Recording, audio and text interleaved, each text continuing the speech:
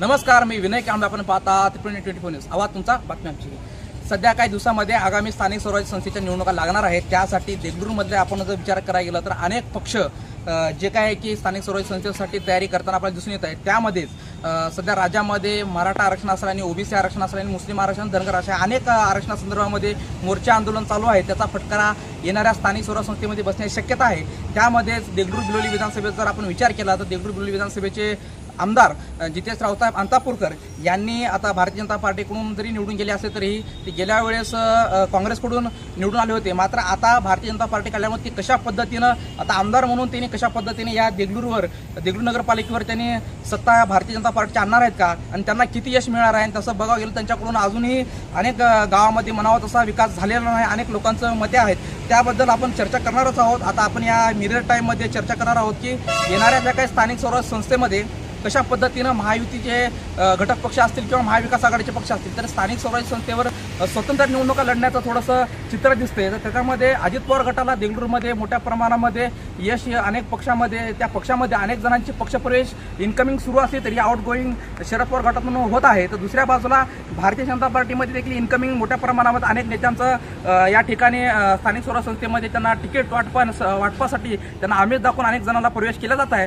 तर दुसऱ्या बाजूला अजितदादा गटामध्ये देखील अनेक जणांचा पक्ष प्रवेश होत आहे. त्यामध्ये जर अनेक पक्षाचं जर काम बघायला गेलं तर देगलूर तालुक्यामध्ये म्हणावं तसं कोणत्याही पक्षाचं काम अजूनही दिसत नाही आणि जनता बघत आहे की नेमकं कोणत्या पक्षाला येणाऱ्या स्थानिक स्वराज्य संस्थेमध्ये मत दिलं पाहिजे आणि ते विकासाचा आराखडा कोण घेऊन येणार आहे. विकास म्हणावा तसा देगलूर बिलोलीचा झालेला नाही आणि त्यातील त्यात स्थानिक स्वराज्य संस्थेच्या निवडणुका आहेत. त्याच्यामध्ये जिल्हा परिषद असेल किंवा पंचायत समिती असेल किंवा नगरपालिका असेल तर हे जे काही निवडणुका आहेत ते निवडणुका समोर जाताना कशा पद्धतीनं त्यांनी जनतेपुढे जाणार आहेत आणि जनता त्यांना स्वीकारणार आहे का. अनेक मुद्दे देगलूरमध्ये आहेत, शहरामधले आहेत आणि स्थानिक मुद्द्यावरती त्यांनी कशा पद्धतीने हात घालणार आहेत. अनेक माजी नगरसेवक असतील, अनेक भारतीय जनता पार्टीच्या वाटेवर देखील आहे, अजित पवार गटाच्या, म्हणजे अनेक पक्षामध्ये इकडून तिकडे उलथापालथ होण्याची शक्यता आहे. तर तुम्हाला काय वाटते आम्हाला कमेंट करून सांगा की नक्की येणाऱ्या स्थानिक स्वराज्य संस्थेमध्ये कोणाला चांगले दिवस येणार आहेत, कोणत्या पक्षाला चांगले दिवस येणार आहेत आणि त्याचा फायदा येणाऱ्या निवडणुकीमध्ये होणार आहे. तर दुसऱ्या बाजूला आपण अजून एक बघायला गेलं तर स्थानिक स्वराज्य संस्थेच्या निवडणुकीसाठी जे पक्ष आहेत, महाविकास आघाडीकडून काँग्रेस असेल, शरद पवार गट असेल आणि दुसऱ्या बाजूला उद्धव बाळासाहेब ठाकरे हे जे काही शिवसेना आहे ते देखील कशा पद्धतीनं म्हणावं तसं ह्या पक्षाचं तिन्ही पक्षाचं महायुतीचं स्थानिक लेवलला म्हणावं तसं काम कोणत्या नाही. अनेक ते पक्ष स्टंटबाजी करताना आता ते आपण मुकरामबादचं त्या रस्त्यासंदर्भात जर बघायला गेलं, हानेगाव रस्ता जर बघायला गेलं तर तिथं अनेक जणांनी करट केली. तर स्टंटबाजी अनेक प्रकारची चालू आहे.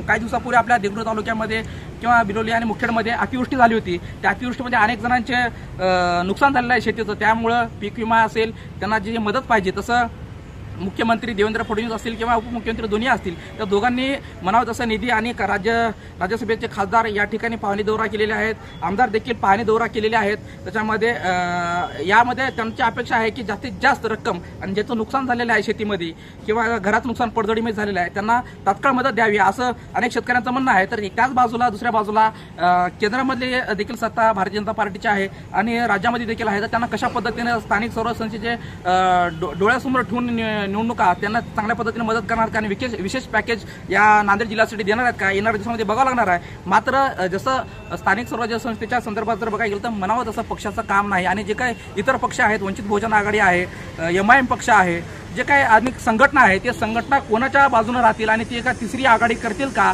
येणाऱ्या दिवसामध्ये बघावं लागणार आहे. आणि अनेक माजी नगरसेवक त्याच पक्षात राहणार आहेत का, त्याच पक्षातून का दुसऱ्या पक्षात जाणार आहेत, ते कशा पद्धतीचे गणित राहणार आहेत. आणि इथले नांदेड जिल्ह्याचं जर बघायला गेलं तर अशोकराव चव्हाण असतील खासदार, माजी खासदार प्रतापराव पाटील चिखलीकर आता सध्या आमदार देखील आहेत. ते त्या दोघांनी देखील अनेक पक्षामध्ये त्यांच्या इन्कमिंग सुरू अनेक कार्यकर्त्यांना भेटीगाठी करणार आहेत. तर येणाऱ्या स्थानिक स्वराज्य संस्थेमध्ये कशा पद्धतीने ते काम करणार आहेत आणि जे इतर पक्ष आहेत ते इतर पक्ष जसं काँग्रेस कोणाला सोबत घेऊन, वंचित आघाडीला घेऊन काय म्हणा दुसऱ्या आणि MIM हे कशा पद्धतीनं त्यांचे जे काही समीकरण आहेत ते येणाऱ्या दिवसामध्ये बघावं लागणार आहे. आणि आपण रोखोक मुलाखती देखील आपण घेणार आहोत आपण आपल्या चॅनलमध्ये आणि आपण अनेक जणांचं त्याचं विजन विचारणार आहे की येणाऱ्या स्थानिक स्वराज्य संस्थे निवडणुकीमध्ये ते कशा पद्धतीने काम करणार आहेत आणि त्यांना या नगरपालिका असेल किंवा पंचायत जिल्हा परिषदमध्ये असेल त्यांना ते कशा पद्धतीने यश येणार आहे हे येणाऱ्या दिवसामध्ये बघावं लागणार आहे. 24 न्यूज देगलूर.